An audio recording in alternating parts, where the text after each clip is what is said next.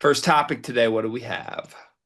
Greg, earlier in the week, you and Carter did a topic on 10 teams that are better than you thought they were. I want to stick to a similar theme and say these are 10 players who are better than we thought they were. Okay, I thought we were gonna do worst teams, and I was gonna be so scared. Okay, I Nah, nah, like nah. it. No negativity today. I like Do you it. want do you want me to kick us off? I always, please.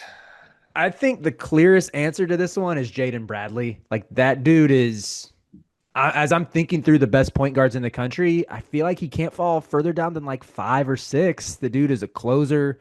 He's become an absolute master in the mid range. It seems like he comes up huge in every big moment for Arizona in both their marquee games.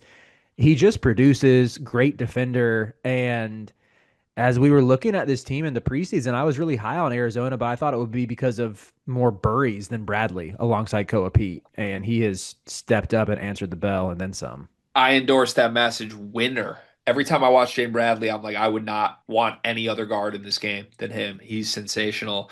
I don't know if you'll allow this one or not, but it's the same exact thought process as Jaden Bradley for me, and it's a former Arizona player. I think it's Kylan Boswell. Boswell was on my list too. Boz has turned into exactly what Bradley has turned into, this just like tough as nails guy. It's still going to come down to how much he shoots and how well he shoots, but he's 37% on 5 attempts from three a game right now. He's a winner. Him and Bradley both are like the guys I could see being the Tristan Newton on a national title team. I think it's a really good comp. Yeah, I'll give you credit that you were pretty high on him in our top 100 players. Like I was probably either going to have him in the 80s or 90s or unranked. And then I was like, okay, well, Greg thinks he's top 60. Maybe I need to tap into some film. I know he ended the season on a tear, but it's been really cool to see him pick right up from that. And on that topic of you going a former Arizona player to an Illinois player, I will go with a former Illinois player and say Adam Miller at Gonzaga. Ah, This Gonzaga team is full of guys who I'm like, they are so clearly not Gonzaga caliber, and yet they're all just awesome. It makes no sense. It makes no sense that Mark Few is playing Tyon Grant Foster legit rotation minutes in 2025, and he's been productive. It makes no sense. He's doing the same with Jalen Warley or Adam Miller, but I think Miller's been the best of that bunch. And just with like this dude was in the same high school class as RJ Davis and Caleb Love.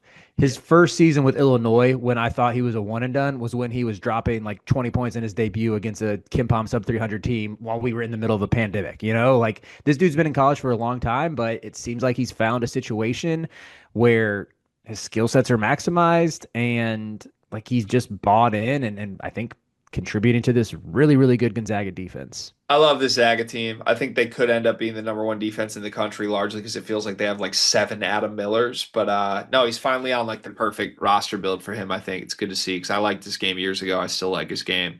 I'm gonna throw one I'm still surprised about out Cameron Carr at Baylor. He was on my list, and he will also probably factor into the next segment as well. Wow, yeah, he's at 24 a game. He's doing what I thought Tunde would be for that team. I had no idea he was this good. I like that shot a lot. Can I give Rodney Rice a mention? Yeah. Rodney has been freaking awesome. It's not just the triple double game. I think he's had two other outings where he's had at least 7 assists. So he's pretty much running the point for this team. And they're top 20 on Kimpom right now, which maybe that's a little bit fluky, but I mean, having Rodney Rice and Chad Baker Mazar as your backcourt with despite any sort of like personality quirks that could lead to a little volatility, shall we say, you could do a lot worse than that in the Big Ten. 100%. The triple double he had was pretty ridiculous, I got to be honest. He's only shooting 33% right now, too. Like that, he hasn't even had the 3 point volume yet. Yeah, super true. I endorse that. I have another one. I don't know if I'm going to go undefeated on your list, but feel free to lie to keep this up.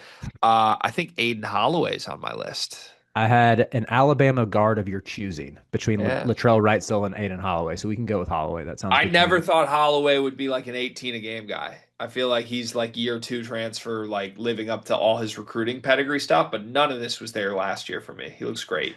Well, even beyond that, like you saw it in the St. John's game, he was breaking dudes down off the dribble, getting into the paint, hitting floaters. It wasn't just catch and shoot threes like he was. That was almost all of his shot diet a year ago. He's been awesome next to Phylon. So very much endorse that.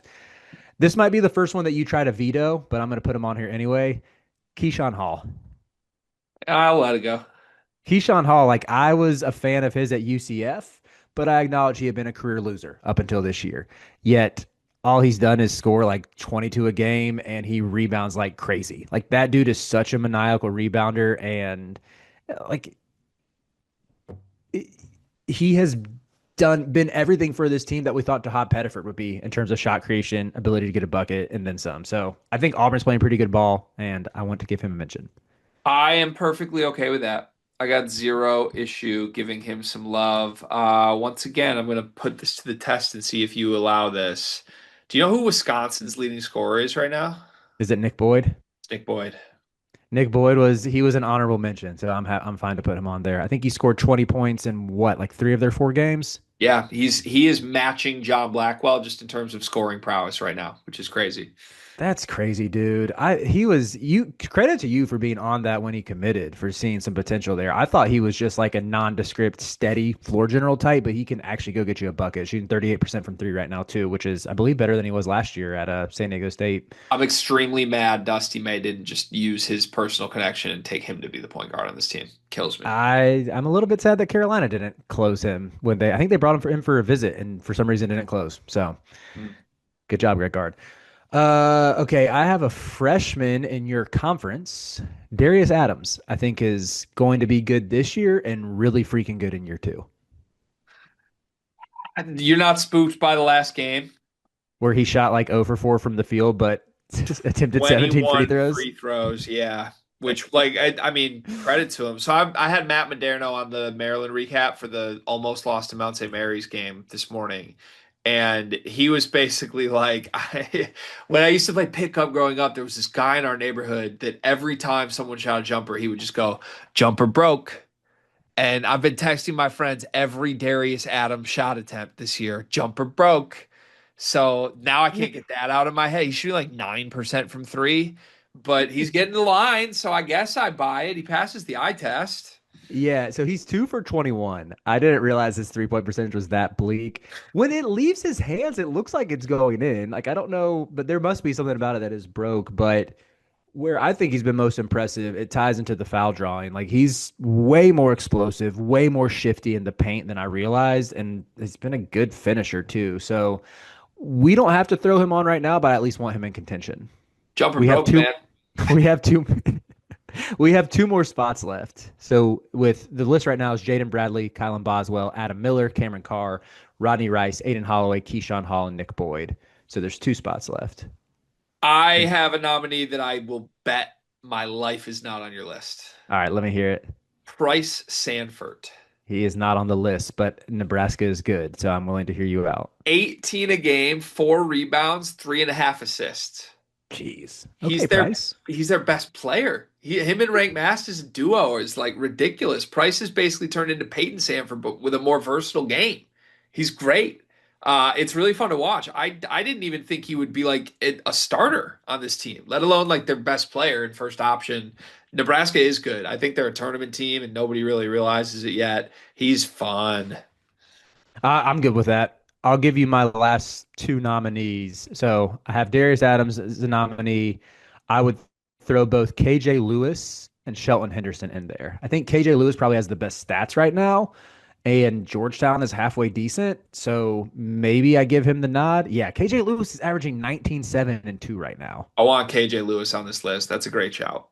I think he deserves it. I sort of wrote him off because he shot 18% from 3 last year. And I know like his freshman year, Arizona, it's like this versatile wing who's a little undersized, but really maniacal defender. To see him round out his game, shooting percentage still isn't great, just 33%. And I would assume that's on a low volume. I don't have the totals in front of me, but I mean, if he can put the ball in the basket like this, he's very valuable for this team. Yep, 100%. I love this list. I think we did good with that.